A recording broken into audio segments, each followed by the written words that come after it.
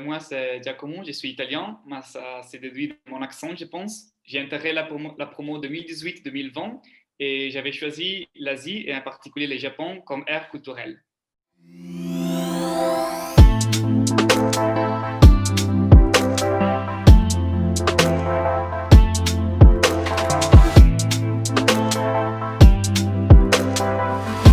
C'est bien difficile de décrire les Masni seulement en quelques mots, mais je me souviens encore du jour de la pré-rentrée.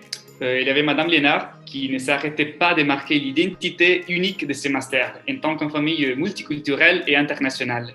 Et au fur et à mesure, j'ai pu mieux comprendre ça avec mes camarades, les camarades de la promo, mais également avec les Masniens d'autres promos. Si on voulait résumer un peu les Masni, moi je dirais, j'utiliserai trois expressions. Sens d'appartenance à une grande famille, esprit d'initiative et capacité d'adaptation.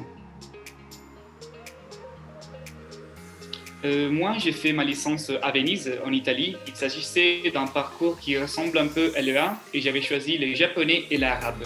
Après, j'ai intégré les Masni, ce qui m'a permis d'élargir mes horizons et mieux définir aussi mon avenir professionnel. Je me souviens encore que j'étais à la BU avec Chiara Bertazzoni, une autre Masnienne de la même promo que moi.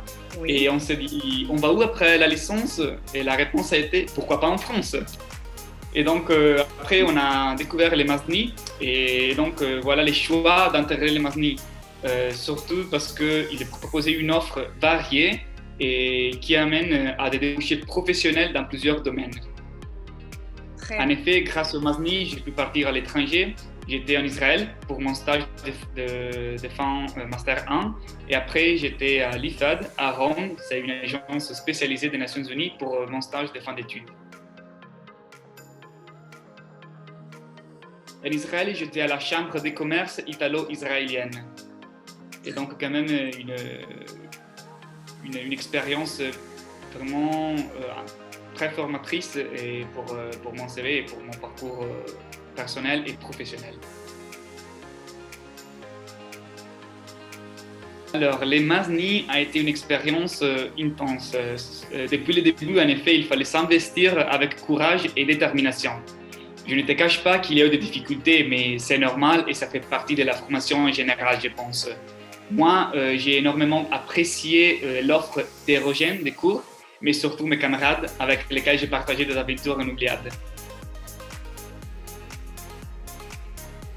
Comme beaucoup d'autres gens, je n'ai pas trouvé un travail juste après les Masni. En effet, à cause de la Covid, beaucoup d'entreprises ont fermé le recrutement et je dois donc attendre les printemps prochains, je pense.